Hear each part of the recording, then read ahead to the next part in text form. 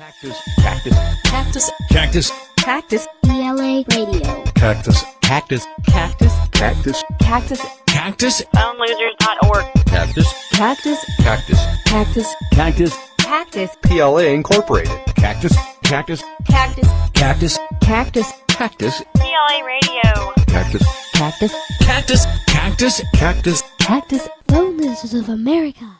Hey, Brad Carter, thanks for coming on the show. It's been a long time coming. We've wanted you on for quite a long time now. Could you give us a brief biography of yourself, please? Well, I guess just, you mean as far as the PLA is concerned, I run the Phone Losers of America, and I've been doing that since 1994, I guess. And I don't know, there's not much more to say about me. I'm awful at this. I mean, do you consider phone losers to be what's called like phone freaking? Is that the kind of the main crux of it, or is there more? It's kind of a mixture. I'd say it's more about just pranking. There's a lot of freaking mixed into it, though, and a lot of, just hacking, like the hacker spirit, I guess. Like if you ask people in the community if it's freaking, they'll like laugh and make fun of us. Could you explain, because there's going to be people listening that don't know what phone freaking is, could you kind of explain what phone freaking is for us, please? It's just exploration of the telephone system. Just people who are obsessed, I guess, with the way telecommunications work, and they just like to explore and learn as much about it as they possibly can. Used to, a big part of it was free phone calls, because everyone loved to make free phone calls, but that's kind of pointless these days because phone calls are so cheap. Yeah, I guess so. And I guess cell phones probably helped. Yeah. Free nights and weekends or whatever you guys have over there. So freaking, I guess, is sort of more the kind of quote-unquote legitimate hacker kind of exercise, but with the PLA you tend to take it to more, I guess, deviant level, don't you, really? In some cases. I'm kind of like, I don't know. I'm everything a freaker shouldn't be. I'm just like a huge jerk and use the system for my own gain and, reroute phone calls or whatever just to piss people off. We mean deviant in the best possible sense, of course. Yeah. Yes. What got you into the whole phone freaking? Where does it all kind of stem from? I've just been like that my whole life. I've always been into electronics and the way things work, and telephones was just a part of that when I was growing up, I guess. There's no real reason for it. It's just I'm weird, I guess. It's not like it's, my family was all into it as well. Or, It's a family tradition passed down to the generations. I'm just saying I'm the weird one. Like my siblings were all, pretty normal and wasn't interested in this kind of thing. I mean, a lot of people like to do phone pranks, but you've dedicated quite a large chunk of your life to it. What is it? Why do you think that is? What's the appeal of it, do you reckon? That's just the kind of comedy I enjoy. Some people like stand-up comedians, and I'm into the phone pranking thing. It's just a type of humor that appeals to me. It's just funny to me. No, it's funny to quite a lot of people, I think. Okay, talk about the history of the PLA. How did the PLA start? What is it exactly? Well, it started in the early 90s, I guess. What is it? It's I don't know. I've just always been into the whole hacking thing and the phone freaking thing, and I started writing my own text files back, right before the internet started getting really big. They're on bulletin board systems, weren't they, back in the day? Yeah, the internet before there was an internet. Yeah. Yeah, I just started writing those, but I mixed a lot of humor and nonsense into it as well. Was the idea to kind of troll hackers in some ways? Yeah, in a way. Yeah. It was it confused a lot of people, the things that I wrote. And then my friend Zach El Jefe, he came up with the name Phone Losers of America, and I stole that from him and just started attaching that to all the writings. And then did it kind of become a community based from the text files, or sort of, because it does seem to be quite a big community now? Yeah, it just kind of snowballed from there. And I don't know. I don't think, like, when I started this, I thought I'd still be doing it 15 years later. It's pretty sad. What have I done with my life? So what I was trying to get to earlier, I suppose, was there's kind of particular characters, shall we say, that kind of turn up throughout the life of the PLA. If you read through the history of it, who was the kind of the first real big kind of lols cow, for the sake of argument? Who was the first big name, as it were, in the people you were pranking? Well, there's Chris Tompkinson. He's from like one of the very first issues of Phone Losers of America, the old zine from the BBS days. And he's just somebody we used to terrorize daily, El Jefe and I. and it was quite extreme, wasn't it? From what I remember. A lot in the Chris Tompkinson chapter. I think I called him Chris McCall in the book. A lot of that's true though. we really, but like Dino Alsman, he's the biggest one of them all. Hello? I don't think you're going to get a record contract anytime Hey, soon with wait a minute. Hey, hey man, don't have fucking people calling my fucking house. You little fucking jack off. Can we talk a bit about Dino and like how you kind of give us a bit of backstory into Dino and like how it all kind of came about and what you actually did to him? Well, in the 90s, you could use a police scanner, like a radio scanner, to listen to cordless telephones. And I heard Dino on his phone, and he's like a redneck type of character, and I could tell immediately that he would probably anger easily. So we got his phone number and just spent an entire night harassing him. Me and El Jefe again. Yes, sir. This is Dean Alsman over on. I'm having a problem with two little kids on a cellular phone. Is there any way that you could trace this call?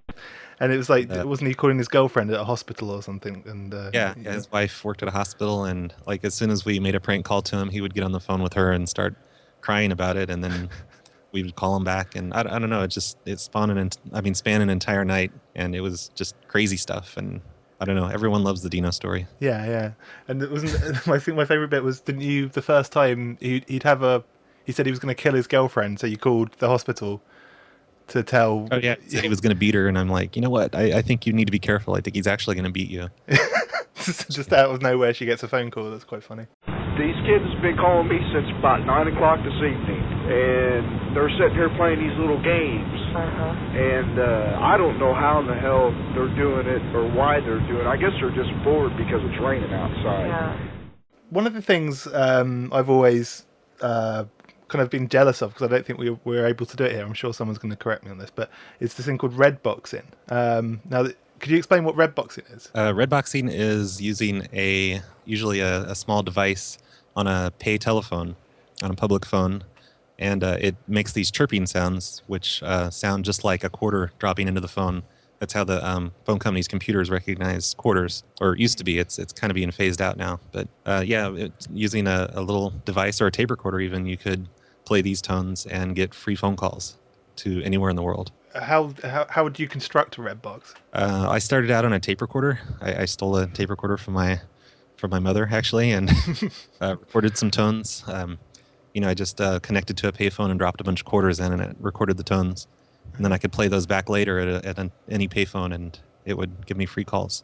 That's quite cool. I don't know why we don't have that here. I'm sure, Kim, do you remember payphones? You still see them around, yeah.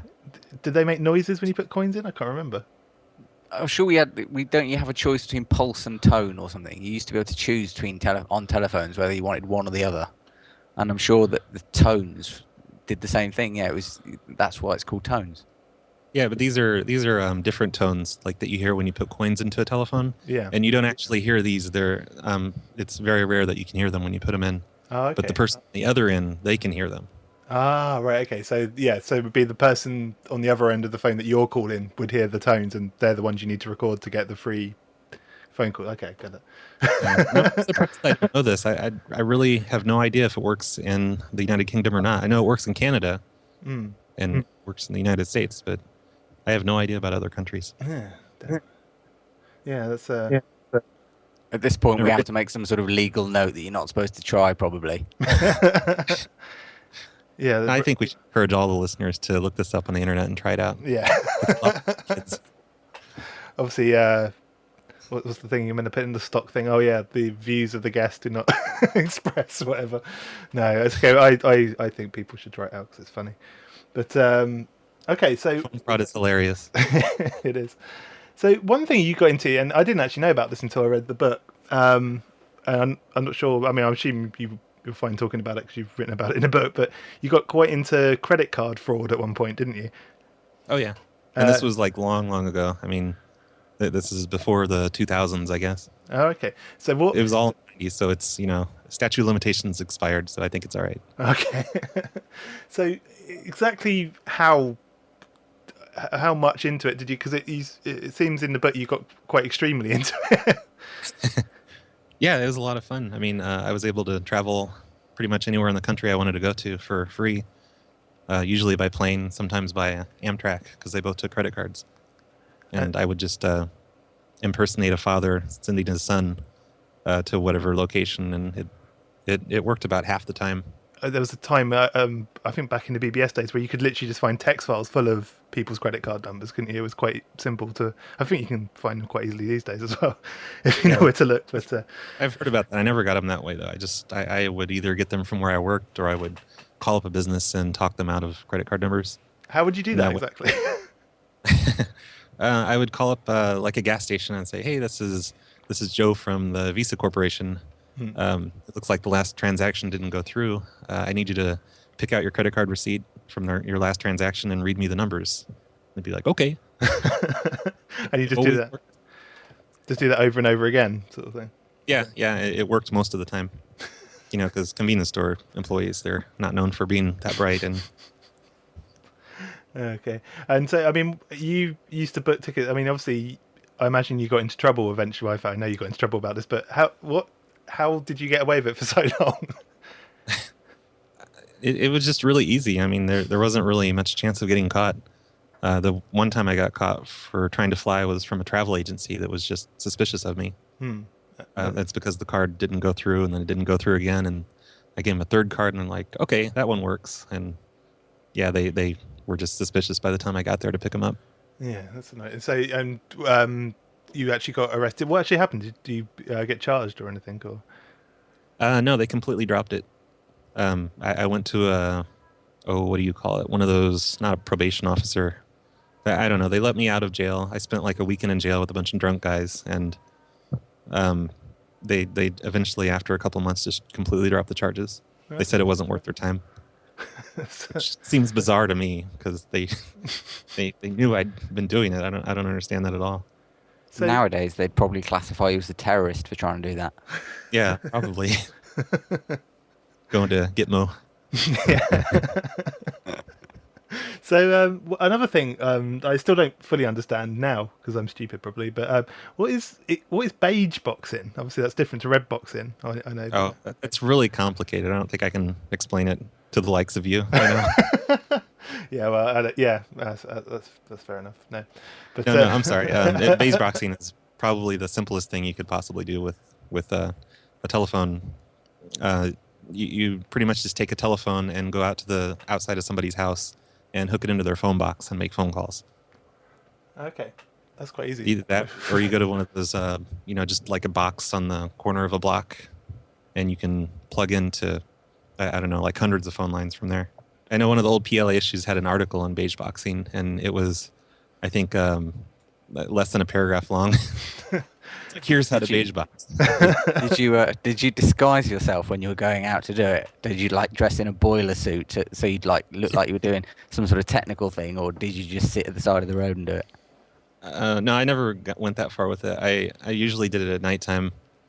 You could have gone with a ninja costume or anything. I wore dark clothes, if that works. It helps flesh out the image in my head, certainly. Yeah. Yes, I wore a jumpsuit and I had a phone company patch on the pocket and a hard hat. I carried a clipboard, and that's how I did it back then. And that's how... In the early '90s, I had some telephone line wired on the outside of my car because I wanted to call BBSs on other people's phone lines, and I pulled my car up to one of these boxes on the side of the road, and I plug it in. And I had the phone jack like on the outside of my car underneath the tire, so that if anybody came, I could just pull away and it would pull the cord out. That's quite ingenious. This is better. Fiction's awesome. It's obviously the better way. And that one's for real. I mean, not like the story just a second ago with the clipboard. I've got the vehicle from Ghostbusters in my mind now. Yeah. I know that's obviously obviously not accurate, but I wish it was that. No, you're right. That was a good guess. Those old ambulance things. And the side and everything. Stacks of equipment on top, and yeah. Right. One thing, again, I think we were talking about this earlier on Skype, is that really, really jealous of. In the States, you have obviously we have paging systems in the UK here, which are overhead kind of announcement systems for what do you call it, for like supermarkets and stuff like that. I don't know what you call them there. I assume the same thing. Yeah, same thing. But, Tree store, supermarket. Yeah. And you've found quite an ingenious way of kind of getting onto these remotely. And could you talk a little bit about like, was it Fred Meyer's? Is that the name of the store? Yeah, it's I think it's a store that only exists in the northwest part of the United States. It's called Fred Meyer, and it stopped working in '97. This trick, but we could call in from anywhere. We could call in from our house, and just ask to be transferred to a certain extension at their store, and that would put us on the overhead paging system. So then from there we could just scream obscenities all day, and for some reason they couldn't shut us off. I never understood that. Like, why can't they just turn it off? But I think we were on there for about 2 hours. Wow. We hung up because we got bored. They couldn't get rid of us. Did you ever like have one person on one end of the phone and another guy sort of in the supermarket with a recorder of some sort, so you could capture? I wish we'd done that. I just didn't plan it out that good. It was just me and my girlfriend at the time, and I don't know. We just never went that far with it. We should have. Damn it. Maybe it was you that inspired that kid recently who did the same thing to Walmart. I don't know if you saw that in the news. The kid phoned in and said that all black people had to leave the store. Yeah. It was all over the news. But he was just standing in the store doing it. He wasn't doing it from. Oh right, he didn't do remotely. Okay. But I think that kid is the reason that Walmart's now phasing out all of the phones on their posts. I like to pretend that I'm the reason, but I'm pretty sure it was him. So what kind of stuff would you say down the phone to these guys, to the the shoppers? When we're on for hours. Yeah. What sort of thing would you? There was one point like after we'd been doing this for months, we called up security at one Fred Meyer, and we interviewed him. We pretended we were with a newspaper, and all this time we were broadcasting his voice at a completely different Fred Meyer store. So he was telling us how the problem's been taken care of and it's impossible to do anymore. His voice was going out to all the shoppers. Ooh. What was that? He just hacked us. Now I'm not going to say anything. I'm not saying anything from now on. That was so suspicious. No, it's my Magic Jack phone. It rings on this computer. Ah, right. Okay. Nobody even has my number. I don't know why anyone's calling this. Well, there you go. They're obviously watching us still. But, I blame you. Yeah, it's us. We're actually the CIA. You actually got on television, didn't you, at one point for a different type of page scamming, I guess. Could you talk a bit about like what that was about and like how it all kind of panned out? How did you end up on TV? Well, that was for Walmart. What did we do? I just walked around the store at Walmart picking up phones when I would hear somebody page to a certain department. When I would hear a department page to pick up a line, and I would pick up the phone and record it as I'm in the store of me messing with customers. So that's what that was about. For some reason, they wanted me on their news story on CNBC, and it's horrible. It's embarrassing. I did so bad on that show. I don't know. You seemed okay to me. I watch it and I cringe. I can't stand to watch it. So what was their angle? What were they going for? I don't kind of. Well, they weren't there to like. I don't know. They weren't there to ambush me or anything. Why are you being such a terrorist? They were just talking about Walmart and man, what were they talking about? I haven't watched that in a long time. I completely forget. Don't they say? They were calling me a corporate terrorist. I know that. Yeah. That's funny. It's amazing. Huh? How did you not? Surely if you're on television and they're calling you a corporate terrorist, how does nothing happen after that? That just seems weird to me. Maybe please don't watch the news or something, but I don't quite get it. I don't know. He probably just decided to get rid of me because I was so boring, and I don't know. I was just doing bad at answering his questions. I didn't have much to say to him. No, I think the first time I heard of you, I'd heard of the PLA, but the first time I'd ever heard of you was on, I think it would have been this. You have an eBay account that's quite famous, due to an infamous, sort of rather a quite ingenious use of the comment system. Could you talk to us a bit about what it is you did for a while, or still do, with your eBay account? I'm not allowed to do it anymore because they canceled my account over it, and I had to beg them for it back, and they finally reinstated it. And I told them I would not mess with people anymore. But yeah, I would, I sold a lot of stuff and bought a lot of stuff on eBay, and the feedback system, I would just leave crazy comments to everyone. And I can't really think of any examples of what I said, but apparently a lot of people liked it. Yeah, they were putting it on radio stations and articles and everything else. It went on for a couple of years of this whole eBay thing. Yeah. Until they shut off my account after numerous warnings. There's I can't remember. I should have had some examples up, but it is quite ingenious. And would you get any kind of? I assume you probably had the most negative feedback of all time, or not? No, actually, no. I think a lot of people didn't notice it that I left those things about them, and some were like usually it was like they would leave their feedback about me first, and then I would leave feedback about them, and that way they couldn't give me negative feedback because theirs was already completed. I told you, you stepped up, you danced with the devil, you're gonna die by the devil. Do I make that loud and clear? Are you the devil? Oh yes, buddy. I'm strictly 999 out of hell, motherfucker. Probably my favourite of all the kind of PLA archives is Curtis the Super Hacker. Yeah, he's pretty awesome. I wish I had his number. We could call him right now. Oh, that'd be awesome. That would be amazing, actually. Did you not keep up with Curtis then? Tomorrow, I'll get it. I said you should call me back tomorrow and I'll get the number. That's quite tempting, actually. I might actually do that. So, I mean, Curtis is a extreme case, you could say, but there's kind of a history. You didn't just find him randomly this time, did you? He was just there was a bit of a kind of backstory to him. Yeah, I'm not responsible for finding Curtis. It was actually this guy. His name's Haywood. He ran a site called MajorLosers.com back in 2002, I think it was. Mm.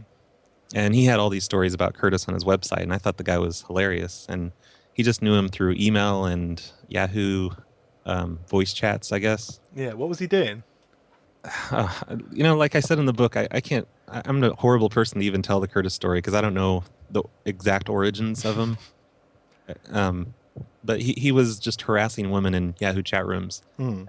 And apparently he drove out to Oregon to visit some of these women, and I don't know if I even believe that, but it was just this big crazy thing. But the funny part of it, I mean, all that sounds boring, but Curtis is just hilarious. Just the way that he talks and yells at people.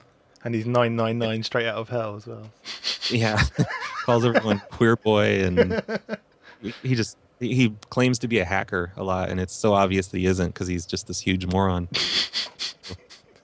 So I tracked him down. I got his home phone number and address and everything, and started passing it out to everyone and making prank calls to him, and it was a lot of fun.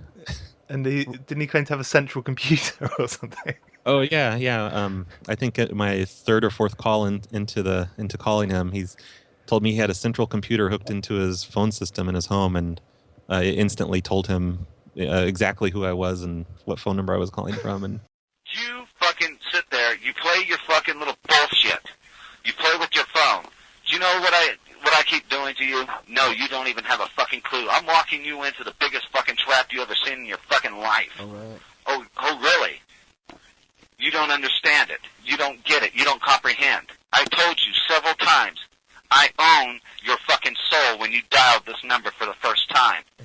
Every time you dialed afterwards, you know what I keep doing? What? I keep adding. And I keep adding. And I keep adding. Do you know what I'm adding? What? I'm adding up every fucking square inch of your fucking body. For what?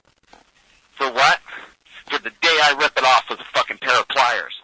You know, there's people, when you prank them, they always claim, yeah, we've got a tracer on this line, but he just took it to an extreme. He had all these crazy stories worked out.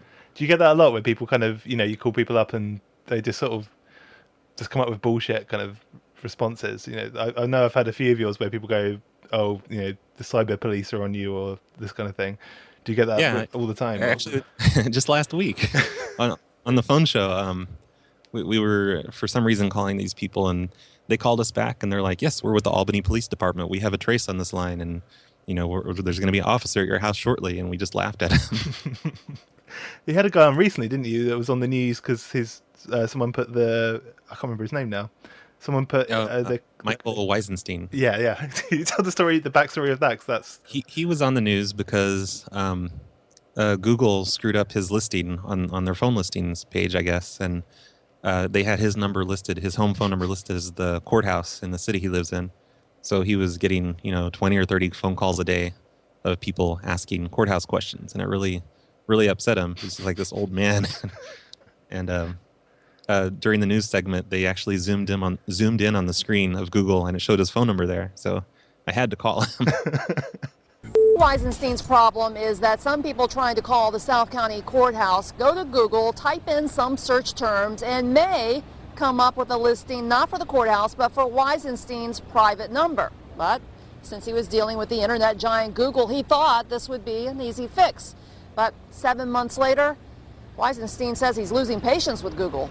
This is not the courthouse. I'm so sorry. You got the wrong phone number. Where did you get the phone number from? That kind of got out of control, too. I actually only called him a couple times, but then he started harassing us, calling us back and everything. Telephone. Telephone. Telephone. Telephone. Telephone. Telephone. The phone show. Telephone. Telephone. Telephone. Telephone. Telephone. Telephone. Stop calling me. Telephone. Telephone. Telephone. Telephone. Telephone. Telephone. At 12 o'clock midnight, fuck you! What'd you think of the new intro, Linear? Oh, it's good. It's good stuff.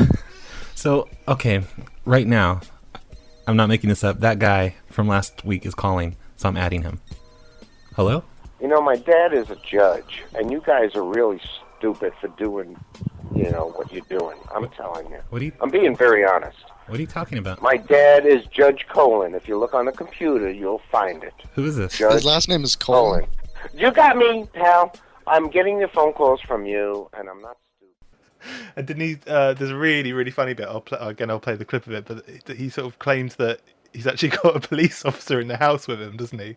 And then such an obvious, horrible impression of a police officer. I don't know if he was just trying to be funny at that point or what. But You hear me? I'll put the sergeant on the phone. I'll put the sergeant on the phone. Then put him on the phone. I'll talk to the sergeant. Maybe he makes a little bit more sense than you do, Mr. Tooth Fairy. Yeah, this is John. This is Sergeant John. Can I help you? Hello, Sergeant John? Why does this is Sergeant John. I'm getting harassment calls from this guy, Chris, and I want to talk to him, please. Okay, I'm hanging up on him. This is ridiculous.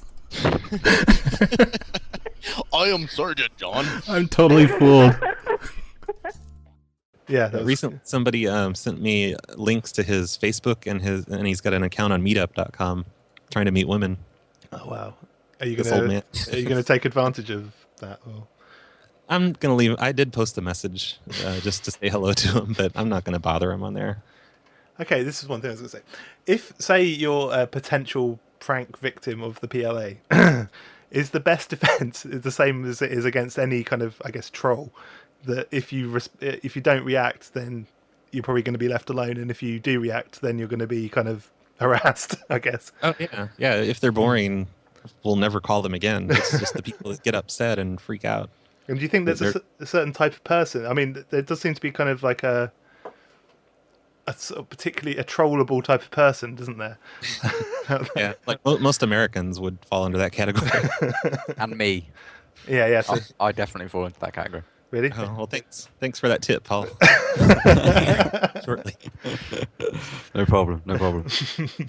There was a PLA radio episode of where I was harassing some people in Canada, saying all kinds of horrible things to them, and they just would not get upset. It's true what they say about Canadians. Yeah. I guess so. Has anyone ever tried to out troll you, and beat you in a contest of minds?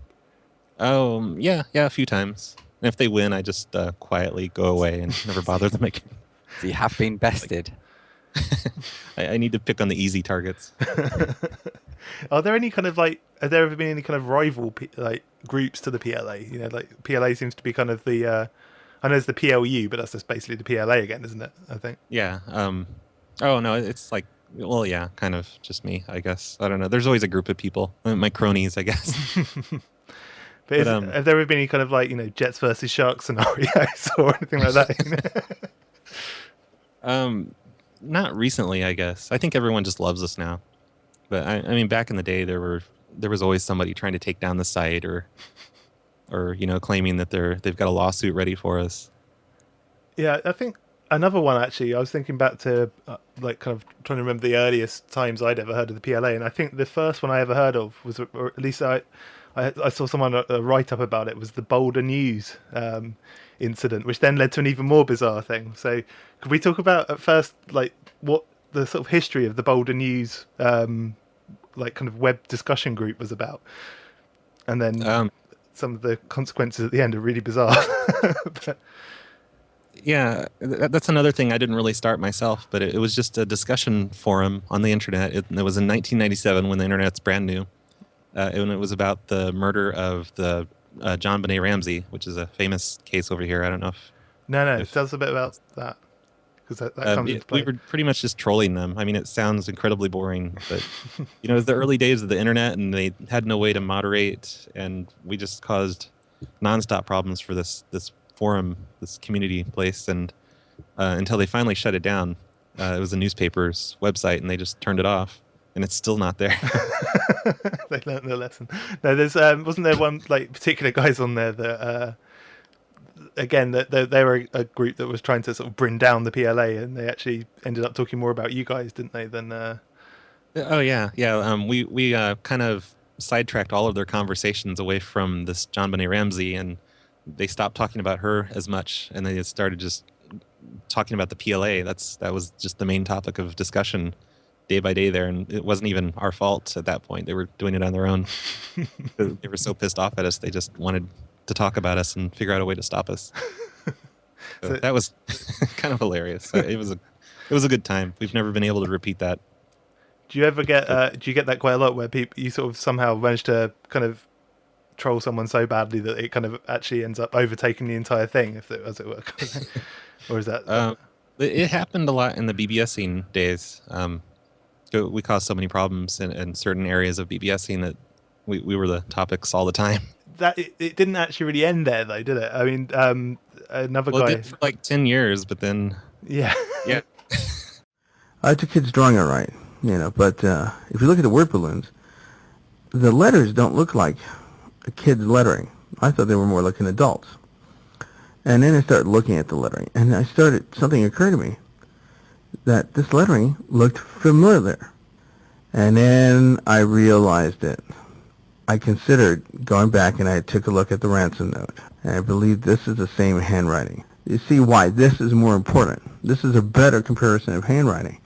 And I tell you, that S in that ransom note was going to nail him. And you can see the S there, shaped like kind of a weird J or backward Z or 5. And the flat bottom C is there too. Yeah, I think it was like 2 years ago, this guy decides that he makes this huge video series on YouTube of his investigation of the John Benet Ramsey murder, and he decides that I'm the ransom note writer, like I was involved in the murder. And he has, it sounds like a joke, but he seems completely sincere in it. Like he's got, it was like a 40-part series of videos of why he thinks I did this. And it's the most hilarious thing that's ever happened to me. He's quite the master detective. I've seen the videos. He uses like handwriting, but then doesn't actually bother to look where the handwriting came from. In some cases. Yeah, like every single one of his points was just full of holes, and I've made my own video explaining like why he was so wrong. I just did it to be kind of funny. I didn't think anyone would really take him seriously.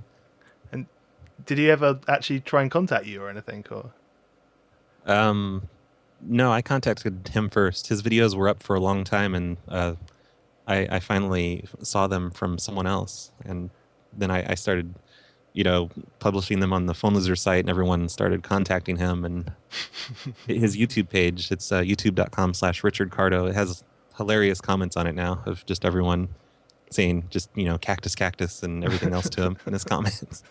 So, I mean, he must have, surely, I mean, in the States, I know here if you make those kind of accusations, surely he must have, he must have tried to contact you in some way, surely, didn't he? He did contact, he actually contacted my ex-wife to ask her questions about me.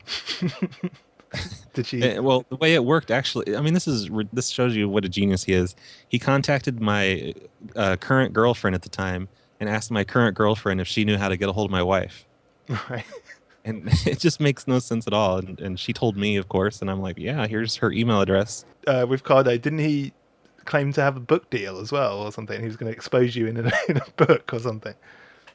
Yeah, he said he had a deal with Penguin Classics, which again is hilarious because that's, Penguin Classics, that's classics like, Mark Twain or whatever. Yeah.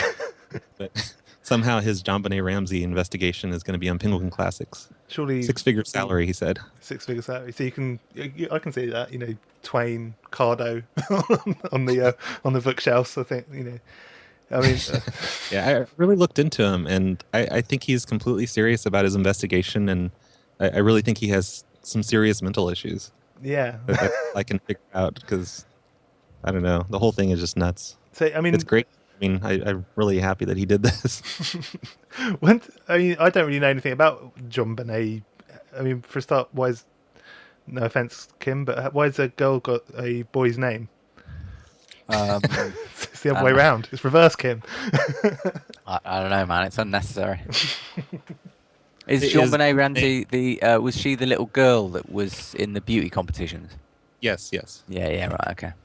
So, I mean, so is she a big deal in the media over there as well, or is that just an American thing? I've watched a documentary about it, about the guy they thought did it, and it didn't mention you doing it. So I think you're in the clear there for a start. That'd be embarrassing if it started being on the news. Thankfully, nobody takes Richard Cardo seriously, or anything else they see on YouTube. I hope, or not most of it anyway.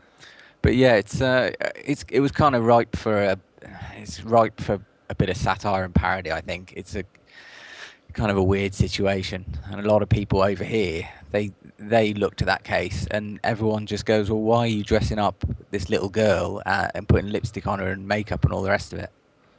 Yeah. And find the whole situation really bizarre. And that's why I personally think, in the same way that anyone can make a bit of black humor, poke a bit of fun at the situation. Hmm. Yeah, it's pretty creepy.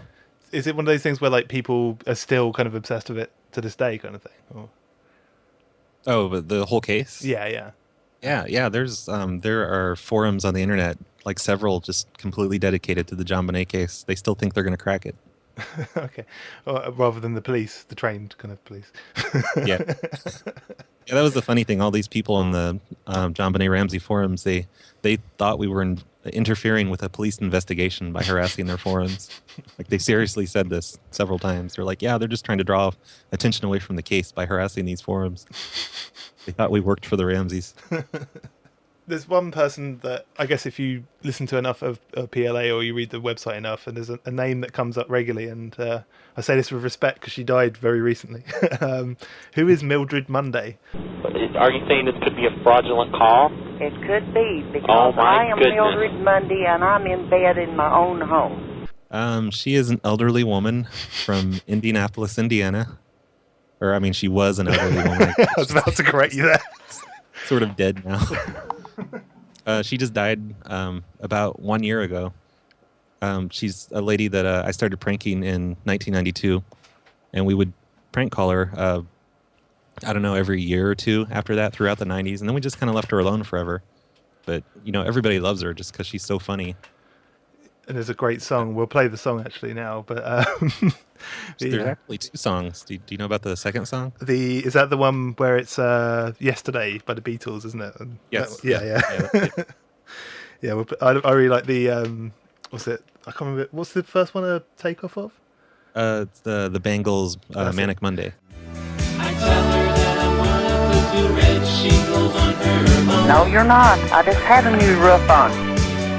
Then she says she'll shoot me in the high and loudly slams down the phone. She'll get a shotgun in the hind end. We're making calls to Mildred Monday. I am Mildred Monday. We tell her that her son's gay. Oh, you're crazy. She's really confused today. So, I mean... Yeah, Mildred was just like a funny lady. She just a funny old lady, and she said hilarious things to us whenever we'd come at her with craziness. She'd often say, "I'm Mildred Monday." I think she'd proclaim her own name quite regularly. Because we would always try and tell her that we're Mildred. Or Mildred's at a payphone, or Yeah, didn't you try like charging long distance calls to her as her quite regularly? yeah. But we weren't really charging long distance calls. We were just pretending we were the operator. Obviously, I mean, I see the humour in all this kind of stuff, and I think it's there's definitely some people that can do it better than others and everything. But do you ever get like people that really get offended by what you do? Like sort of not even victims, just like general people kind of that come across the site. Do you get like angry emails from people like this is immoral or that kind of thing? Not emails so much. There's comments on the bottom of every page on phonelosers.org, and like I don't know, maybe once a week or something, there'll be somebody that just freaks out, like, you guys need to grow up. This is so immature. You shouldn't do this to people, to innocent people. And I mean, they're right, of course. I don't know. I've always thought that. I mean, this is something just a personal opinion, I suppose. Especially with the internet, trolling, and because I mean that's what I call it. I guess that's the modern word for it in some ways, isn't it? Trolling, or an old word, whatever. But I've never referred to trolling on phone calls, but I guess that's pretty much exactly right. I mean, really. There is a kind of use to it, isn't there? Do you know what I mean? There's certain people that behave a certain way that you almost think, well, it's kind of doing them some good in some ways to be trolled. You know what I mean? It's kind of highlighting. I mean, if we tell them something awful on the phone and they think horrible things are happening, and then they find out that everything's fine, then it's it's like a spiritual moment for them. I was going to ask you earlier, actually. Do you have a methodology to choosing people? Is there some, like earlier you chose the guy, the hacker, because basically he was a douchebag. Do you find people and think, yeah, you deserve this? And is there a reasoning behind it? I.e. Republicans. I mean, I don't actively seek out people like this. They just kind of come across whatever I happen to be doing. I mean, I don't know how to explain. Some people tick your boxes and some people don't. Yeah, pretty much. I don't know what you mean by that, actually. Yeah, you kind of lost me there. I'm sorry. It's the language barrier. It's okay. I am drinking tea while interviewing you as well, just to confirm the stereotype. See, okay. Yeah. Oh, what I was saying, though, I don't think anyone's actually deserving of what we do to them. I mean, I don't ever try to justify that we're good people or anything. I mean, we're horrible. We're going to hell. I mean, you do refer to yourself as phone losers, for example. I think some people miss the point of that, don't they, sometimes? Yeah, I love when people try to insult us because of that. They're like, oh, losers, that's the correct term there. It's like, well, yeah, we've used that in our name. Oh, well. It's like, yeah, it seems a bit silly. No, I mean, I'm not sure, like, how true all of this is, but in the book you talk about being homeless quite a lot and still pranking. Is that how much of an obsession it was to a point that you actually were homeless and still kind of pranking people? Or yeah, the homeless chapter was completely true. There was no exaggerations in there, and I've just always been obsessed with phones, and a lot of, I was really into the whole red boxing thing and hanging out at payphones and just experimenting, I guess, at the time. So, and when you're homeless, you have a lot of free time. Yeah, that's true. So, I mean, what kind of freaking can you get up to or franking can you get up to when you're homeless? I guess surely you're slightly limited. I don't know, not really. I mean, like, computers weren't that big of a thing in the early 90s. As far as needing them for doing any kind of freaking. How long were you actually homeless for? Because in the book it kind of seems to jump around a lot in terms of time and stuff. Like, where, like, was it for quite a long period of time, or? It was like many short periods, I guess. And I mean, there were times when it was like 6 months in a row, but then I would get an apartment for a while or a hotel room or move to another state. Was that for legal reasons? Or? Oh, no, I was just bored and moving around a lot. I just wanted to see more of the country. So, I mean, I think it was homelessness by choice. I could have gotten a place and stayed in it forever, but it was more fun just to jump around. Yeah, sort of float around a bit. Okay, so in the book, actually, no, I won't bring up the name of the person actually thinking about it, because I think that one still you could get probably in trouble. Okay. Well, the wacky morning DJ. Oh yeah, yeah. That's okay, is it? Skippy.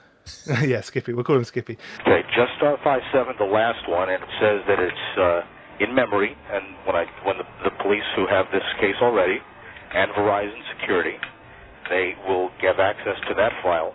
Now, I will pick it up again. When you hang up, I hit star 57 again, and they got that one. But I think this is a classic case of I can dish it out, but I can't take it. Correct? It doesn't matter, sir. I will see you in court. No, you won't. Yes, I will. No. Yes, I will. Okay, so yeah, in the book you talk about there's a chapter called Wacky Morning DJ, and this is I think easily one of my favourite of your pranks. And could you talk a little bit about Skippy, as we'll call him, and kind of what the backstory is and what happened there? Well, he's a wacky morning DJ. In Ohio, let's say he's Ohio. Yeah.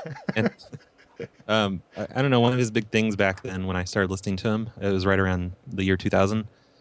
He really liked to prank call people, and he liked to harass people. He'd just call them over and over, and really, he pretty much did the exact same thing that I did. But the thing about Skippy is he had a temper, and he was always screaming at his staff, and it just seemed to me like he would be really fun to prank call himself and see how he reacted to it. So it was a social experiment. Yeah. And it took me forever. I tracked down his phone number though and started calling him at home and on his cell phone and everything, and it really pissed him off. I think the line you say is a classic case of being able to give it out but not take it back. Yeah, I said that to him on the phone. I think that's where he hung up on me. And again, he's another one, but he's actually one of those kind of unique cases though, isn't he, where he came up with all the usual spiel of kind of I've got the cyber police after you, I've got the police after you, but he actually did in this case, and he actually did. Oh, it. Yeah. Yeah, like when I was saying earlier about, people always say they have tracers, but this guy actually apparently did. Down. Anyway, with my law enforcement connections, we trapped the line. They did the homework. They were able to get it. They through the switching office and everything. Found out the call was coming from through a long distance company called like Lightyear Communications, and I even had copies of his phone bill. I mean, literally, we got copies of his phone bill for like 6 or 8 months. This guy Brad in East Alton, Illinois. Hey, Brad, how you doing? I mean, he had contacts, I guess, in the phone company and with the police department, and they tracked me down, I guess, more or less immediately. Hang on, what's that? You're telling me there really are cyber police? Yeah, he had a central computer hooked up in his home, I think. You got Curtis on you. Yeah, I should have stopped there, though, with Skippy, but I didn't. It went on for another year or two. And I did just awful things to a show. I seriously interfered with their show. Is it true that you managed to get all the internal phone numbers of the radio station? Yeah, I did that while trying to find his home phone number. So I didn't actually need those. I was just hoping to find his office number that might have his cell phone number, stated on the voicemail. Yeah, I called up the phone company and asked them for all of the numbers in the station by impersonating, I think, maybe the station manager. That's quite a genius way. Is that what are some of the kind of the tricks of the trade, as it were? I mean, is it social engineering that mainly kind of? Oh yeah, it was all social engineering. Just calling up their phone company and saying, yeah, we need a list of all the phone numbers here because we have a PBX man here and he needs to rewire the phone system and needs all the numbers. I mean, I'd give them to you just based on that. So that shows how I should go work for a phone company. I did that with their station, and I did that with the station's cell phone provider, and I got all the cell phone numbers. One of them actually faxed me over a list of all the phone numbers. And was the problem that he was using an alias or something on the actual show? Or? Yeah, he used his alias, which is Skippy. Yeah, and, and nobody knew his name at the time. It's he's giving people his name now, and it happened in the middle of my harassment of him, so I'm kind of thinking maybe it was my fault. You outed him. One thing, I mean, he knew it was going to come out, so he's just like, oh, screw it, I may as well just tell everyone. There's a really funny bit in the book where he has a co-host, doesn't he? And the co-host goes and stays in a hotel, and didn't he try and avoid I guess he was scared that Skippy would call him up and prank him whilst he was away or something. But then didn't you kind of get in there first? Yeah. Well, that was the shtick anyway with what they were doing. I think it was planned out. He probably gave him the number.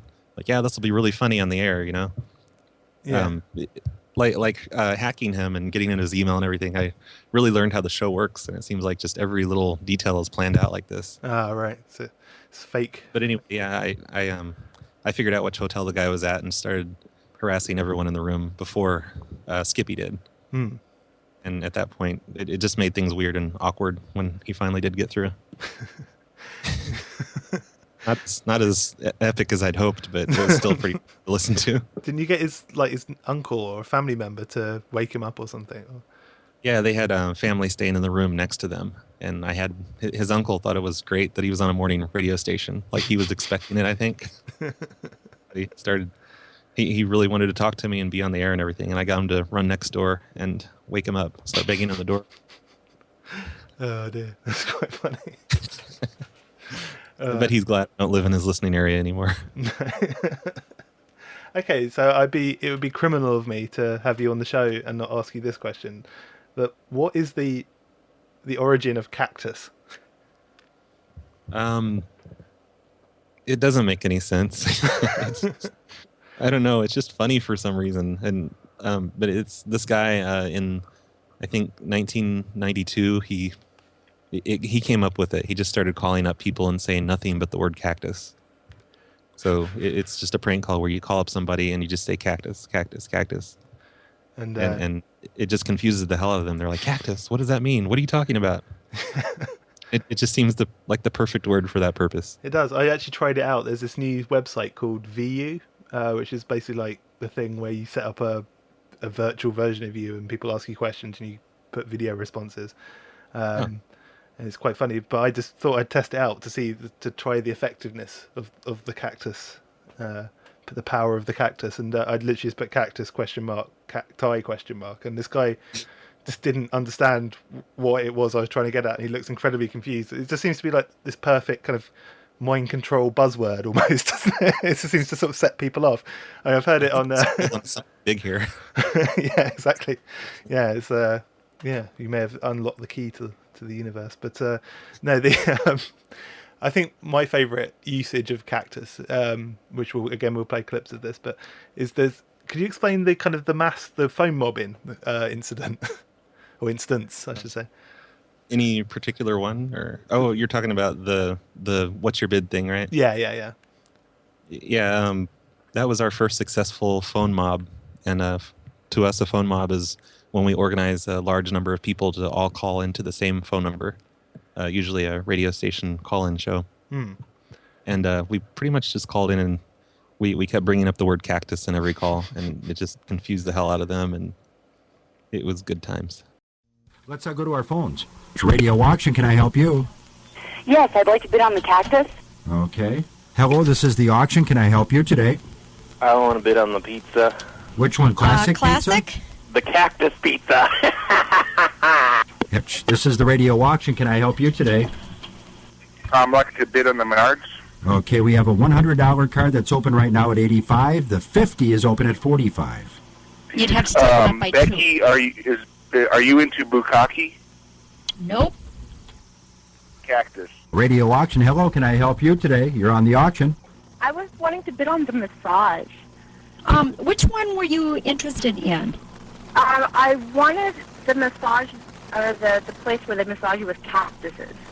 Okay, that is not available on today's auction. Thank you for calling, though. Radio Auction. Hello, can I help you? There's one particular one. I think it might be the second one. Where there's a guy, just he seems to deal with it quite well, but then there's a co-host on the show of him, a woman who just seems to get really just furious. Yeah, she couldn't handle us. The other guy was being kind of cool about it, but she was trying to talk back to us and outsmart us and stuff. And she's the kind of person we like to troll. Yeah, I mean that does seem to be. I mean, you see this with other kind of trolling types. It's when you get this type of person that tries to kind of better the troll. It never works. You can't troll the troll. It's the kind of the. The male host on that show, he was keeping his cool and everything, but you could tell, he was cracking. the exasperated breaths and everything. We were really getting to him.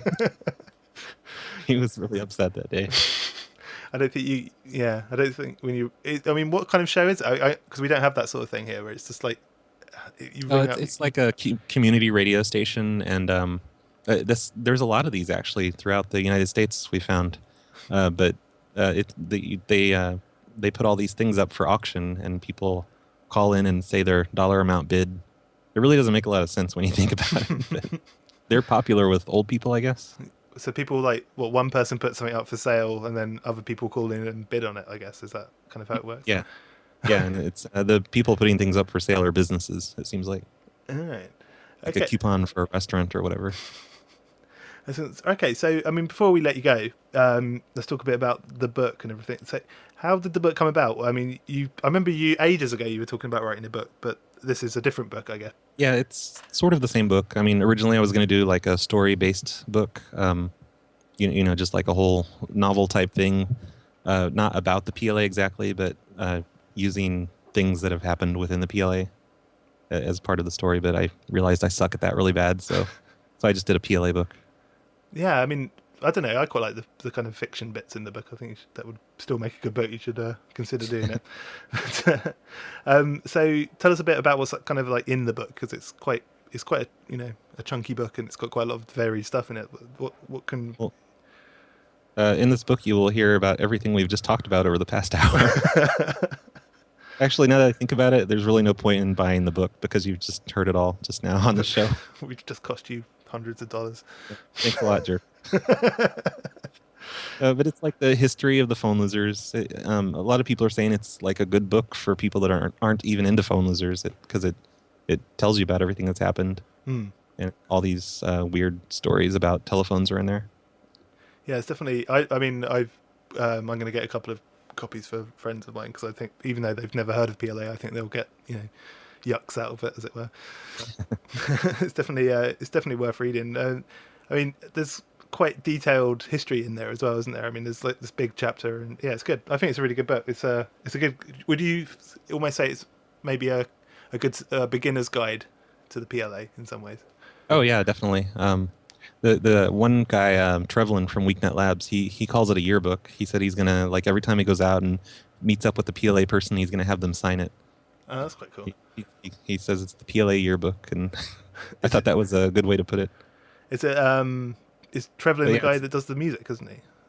Yeah, he does a lot of music for phone losers, and he's made Redbox applications for Android cell phones, which you can find in the App Store. Oh, does it still work then, Redboxing? I thought it had kind of died out.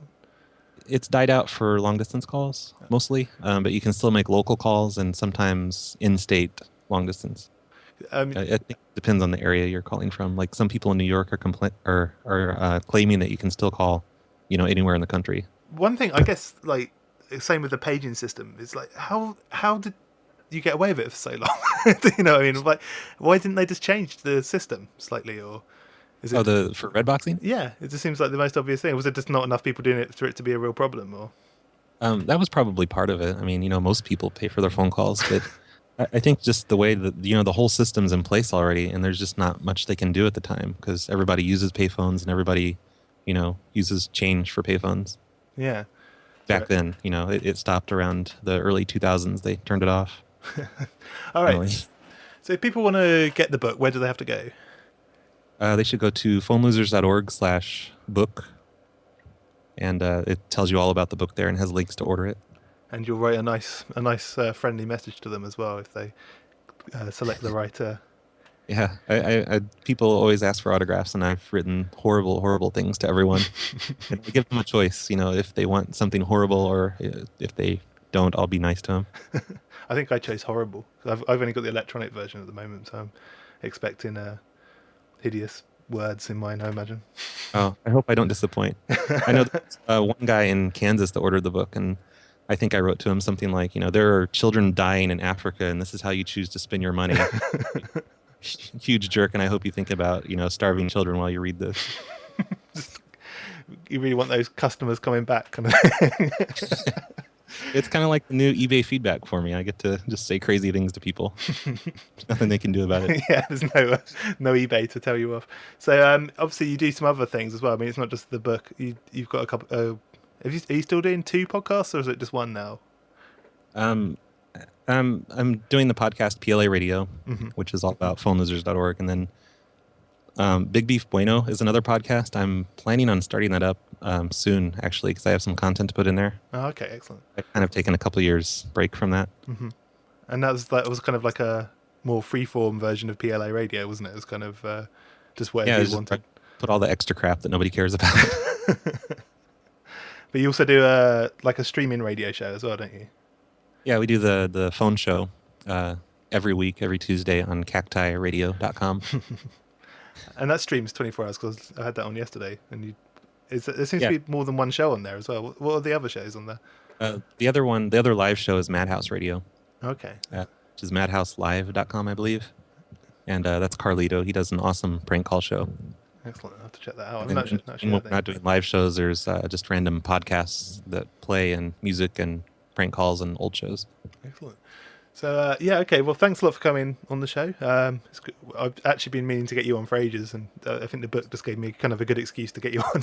So, glad that worked out. I appreciate you having me on. Yeah, that's okay. And I do encourage everyone to go and get the PLA book. It is really, really funny. And I guess is it self-released? So the money goes straight to you, I guess, which is good. Oh, yeah. Most of it does. Excellent. Well, it's cool enough to get published for real, so... Yeah. Telephone. Telephone. Telephone. Telephone. Telephone. Telephone. The phone show. Telephone. Telephone. Telephone. Telephone. Telephone. Telephone. Stop calling me. Telephone. Telephone. Telephone. Telephone. Telephone. Telephone. At 12 o'clock midnight, fuck you!